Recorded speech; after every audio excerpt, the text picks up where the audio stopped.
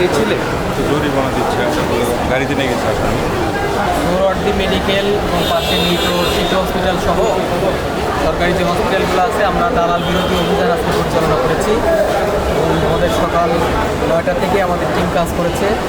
আমরা 5 জনকে বিভিন্ন মেয়াদে কারাদণ্ড দিয়েছি এবং 2 জনকে অর্থদণ্ড দিয়েছি এবং বাকি যারা ছিল তাদেরকে সতর্ক করা হয়েছে যে এই ধরনের কর্মকাণ্ডে যাতে জড়িত না হয়। 15 জনের মধ্যে আমাদের 7 জনকে দণ্ড দেওয়া হয়েছে আর বাকি যারা আছে তাদেরকে শুনানি নেওয়ার পরে তাদেরকে আমাদের মনে হয়েছে যে তারা দালালের সাথে জড়িত না, এই কারণে তাদের ছেড়ে দেওয়া হয়েছে।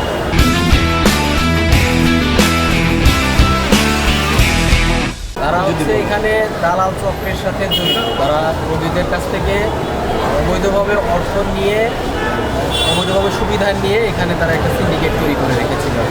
এই কারণে তাদেরকে ধরা হয়েছে এবং সাজা দেওয়া হয়েছে। এই জায়গা থেকে আমি অ্যাম্বুলেন্স ঠিক করে দিতেছি যে এই অ্যাম্বুলেন্সটা যাবে, তারা অন্য কিছু ভাবছে।